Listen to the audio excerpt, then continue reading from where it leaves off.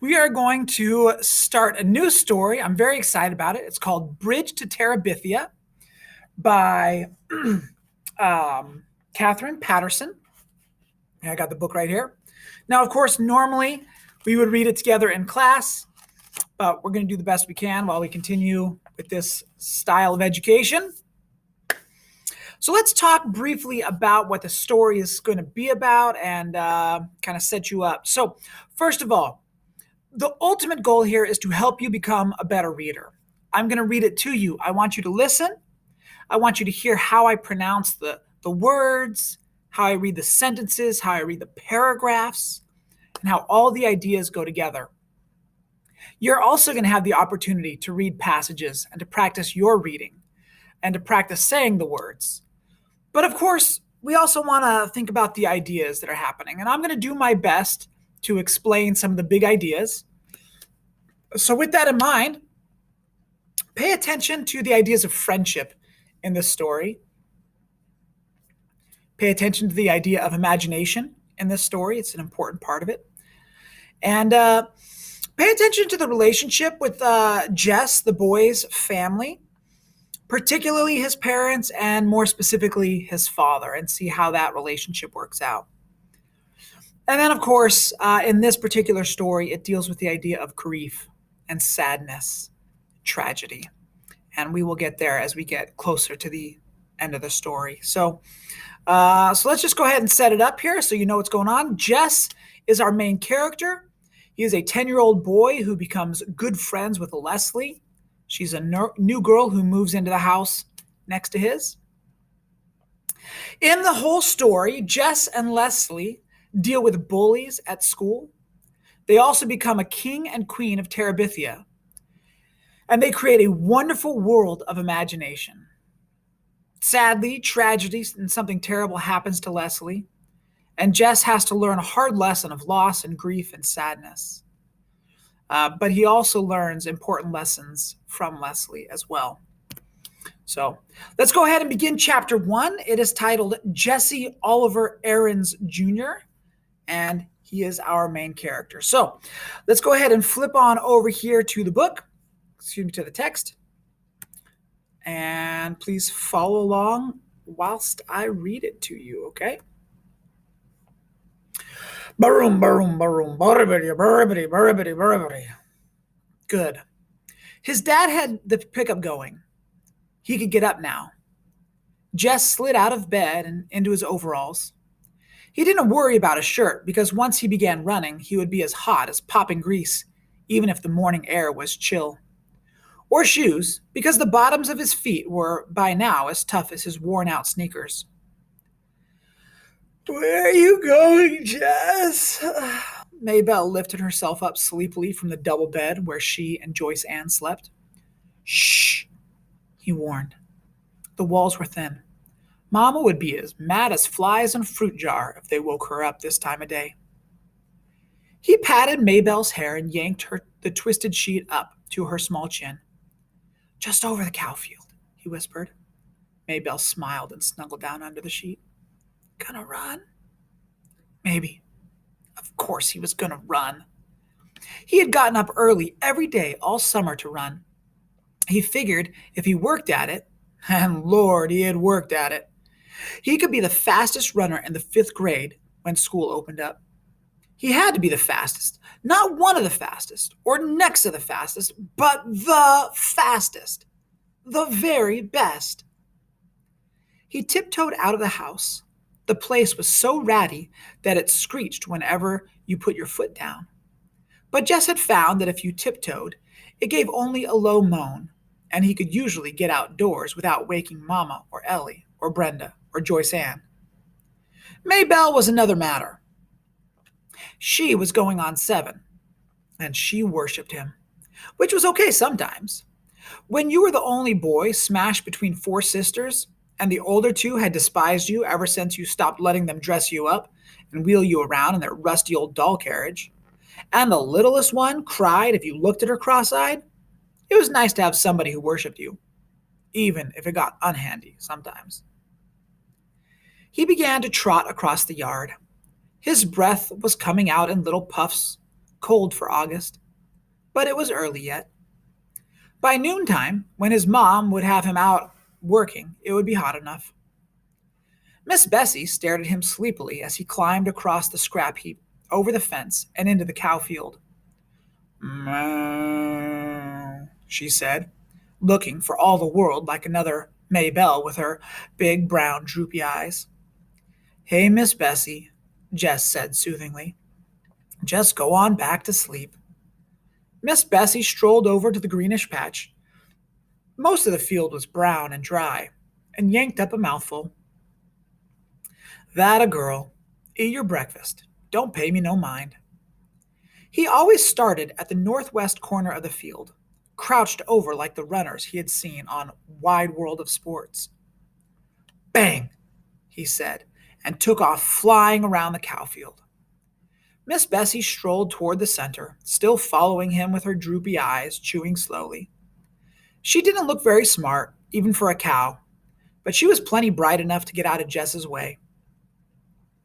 His straw-colored hair flapped hard against his forehead, and his arms and legs flew out every which way.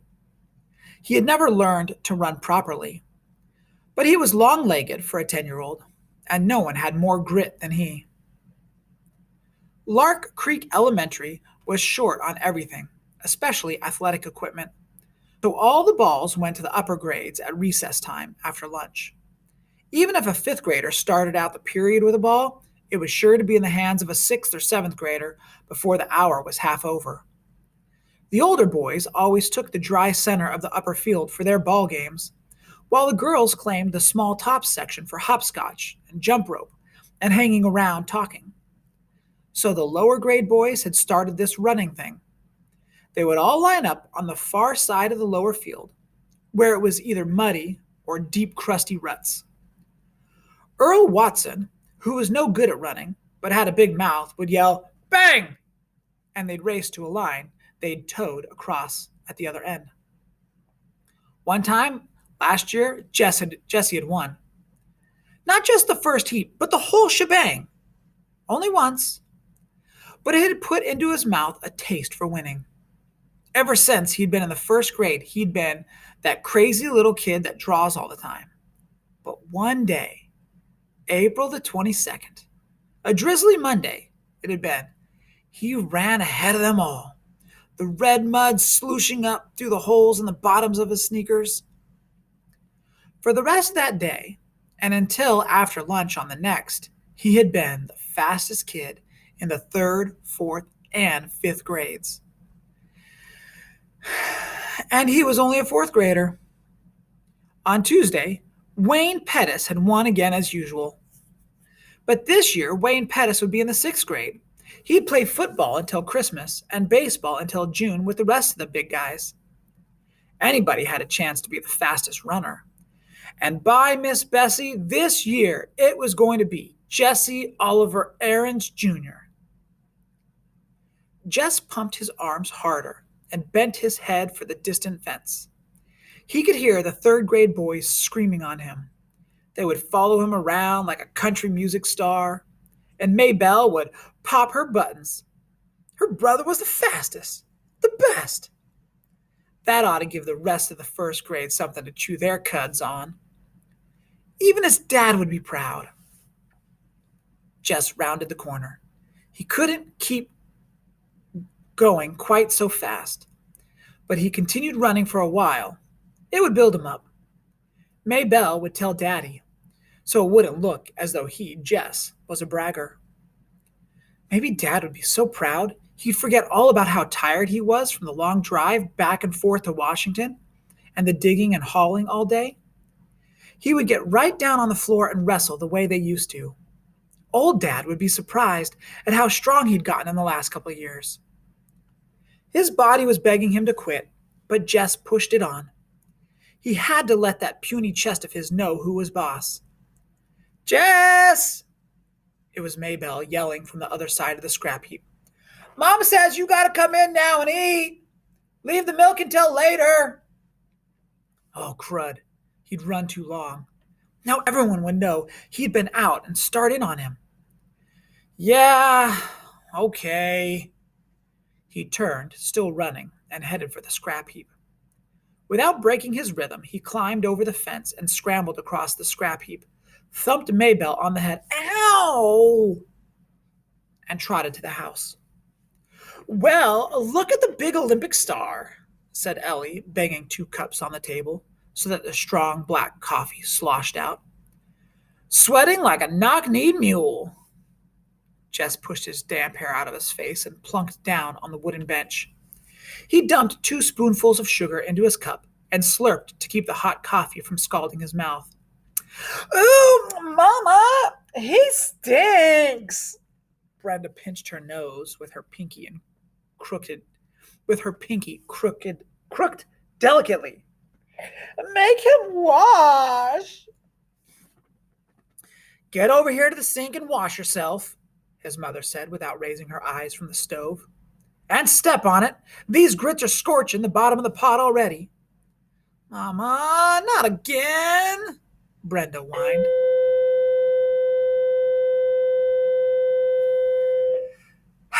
Lord, he was tired.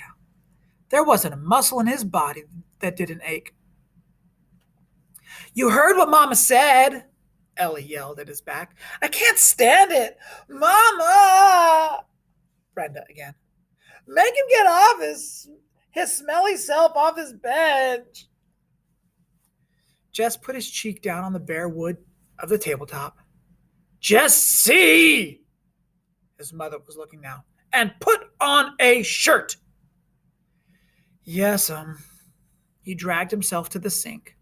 The water he nipped on his face and up his arms prickled like ice. His hot skin crawled under the cold drops. Maybelle was standing in the kitchen door watching him. Get me a shirt, Maybelle.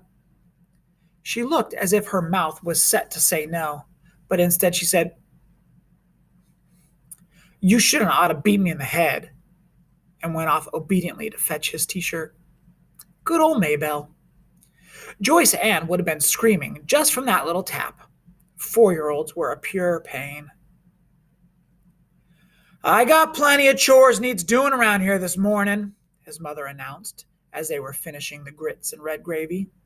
His mother was from Georgia and still cooked like it. Oh, Mama! Ellie and Brenda squawked in concert. Those girls could get out of work faster than grasshoppers could slip through your fingers.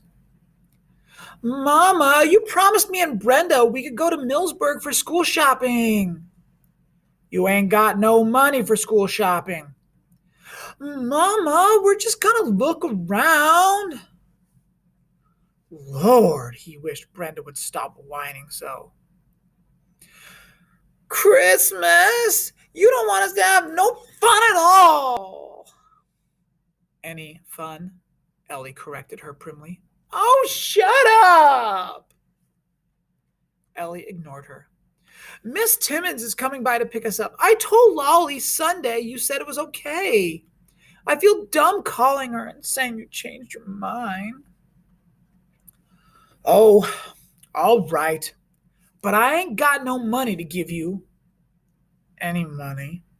Something whispered inside Jess's head. I know, Mama. We'll just take the $5 Daddy promised us. No more than that. What $5? Oh, Mama, you remember. Ellie's voice was sweeter than a melted Mars bar. Daddy said last week we girls were going to have something for school.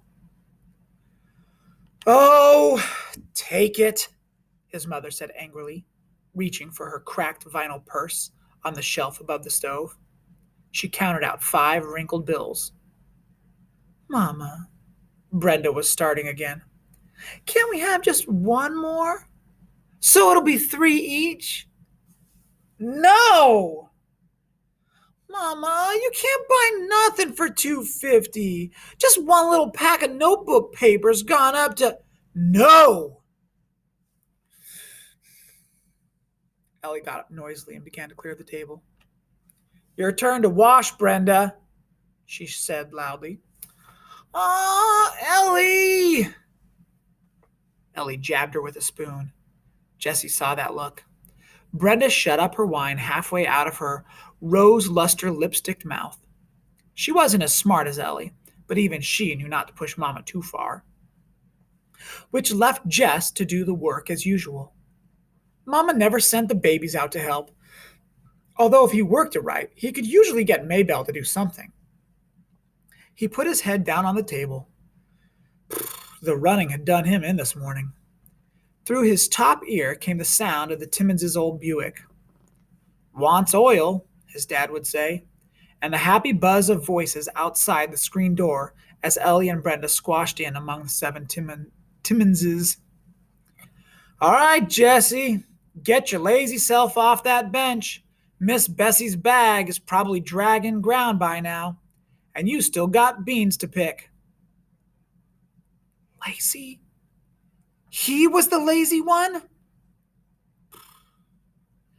He gave his poor dead weight of a head 1 minute more on the tabletop. "Jesse!" "Okay, Mama, I'm coming." It was Maybelle who came to tell him in the bean patch that people were moving into the old Perkins place down on the next farm. Jess wiped his hair out of his eyes and squinted. Sure enough, a U-Haul was parked right by the door. One of those big jointed ones. These people had a lot of junk, but they wouldn't last. The Perkins place was one of those ratty old country houses you moved into because you had no decent place to go, and moved out of as quickly as you could. He thought later how peculiar it was that here was probably the biggest thing in his life, and he shrugged it off as nothing. The flies were buzzing around his sweating face and shoulders. He dropped the beans into the bucket and swatted with both hands. "Get me my shirt, Maybelle." The flies were more important than any U-Haul. Maybelle jogged to the end of the row and picked up his t-shirt from where it had been discarded earlier. She walked back, holding it with 2 fingers way out in front of her. "Ooh, it stinks," she said, just as Brenda would have. "Shut up." And he grabbed the shirt away from her. All right, let's talk about Chapter 1. All right, so, what's going to happen? We're going to learn in Chapter 1, Jesse loves to run. He has to milk the cow. And Jess's family is kind of poor. It talks about his shoes that have holes in it. He talks about his older sisters wanting some money, and Mom is like, "Nope, you're not getting any more money." Talks about how he has to do the chores. It talks about how Dad has to drive really far away for his job. So, all right. A simile. Say it with me. Simile. It's when something is similar. See what I did there? Simile. Similar. Kind of the same. All right, so when we have things that are the same, for example, 2 pens, they are similar. All right, they both got the little clip on the side. They both got little clickety-clickies, but they're not exactly the same. They're not perfectly the same. They're just kind of the same. So it's a comparison, and it uses the word as. So here's the example. He didn't worry about a shirt because once he began running, he would be as hot as poppin' grease. So here's a picture of some poppin' grease, and look at that bacon and that poppin' grease. Jess would be so hot. It would be just like how bacon gets when it's cooked, and it gets so hot. You can almost see the sweat on his forehead, the sweat, the poppin' grease. We get another simile here, another comparison. His mama would be mad as flies in a fruit jar. You ever seen a fly in a fruit jar?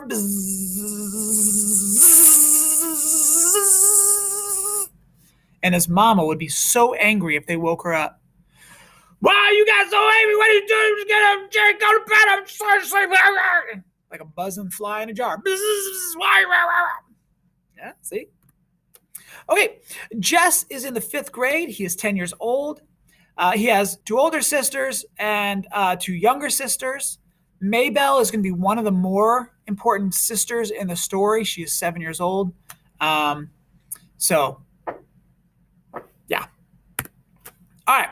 He likes to run. And so he goes out to his field. He crouches down. To crouch is to bend down, like you're going to do it for a race. And so he imagines that he's in a race, and he imagines someone going and starting the race, and he starts to run.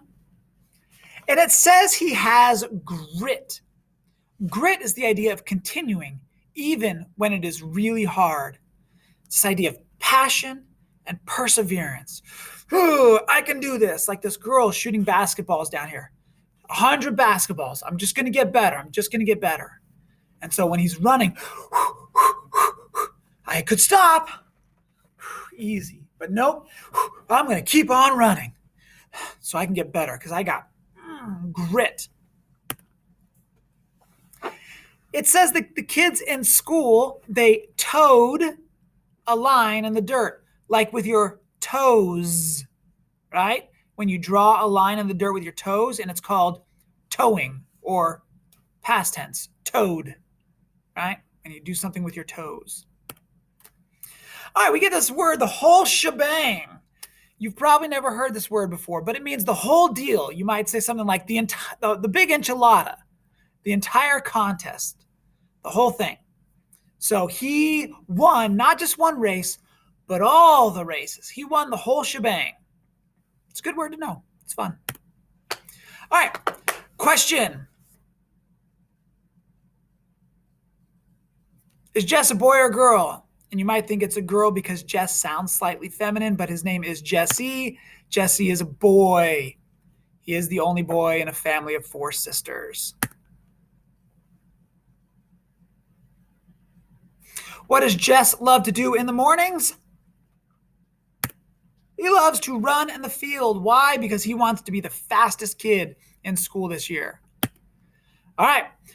We get this important passage here talking about Jess and his father. And it says, even his dad would be proud. Jess rounded the corner. He couldn't keep going quite so fast, but he continued. It would build him up.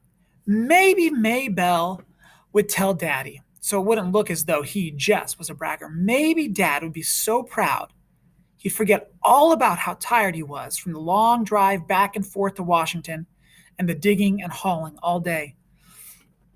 He would get right down on the floor and wrestle the way they used to. Old Dad would be surprised at how strong he'd gotten. So we get a couple of really important ideas here. The way he used to, right? This idea of old Dad, right? Even his dad would be proud. So we get these important ideas that says Jess wants to be close with his dad, but sadly they're not. Instead, his dad is often really tired, and his dad doesn't seem to care that much about what Jess has to say or experience. So, yeah. Jess really wants to be connected and close with his father, and his father, I'm not going to say his father doesn't love him, but his father just doesn't show him the kind of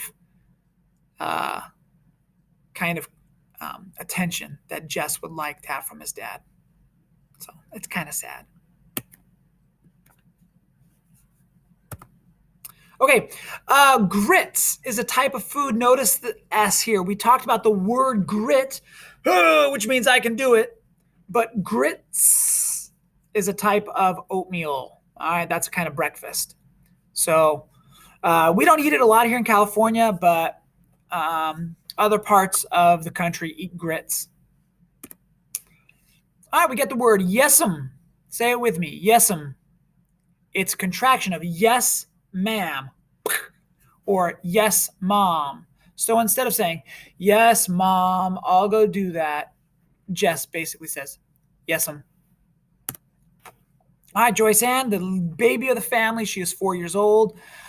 We just pay attention to who these characters are and how we know them and the details about them.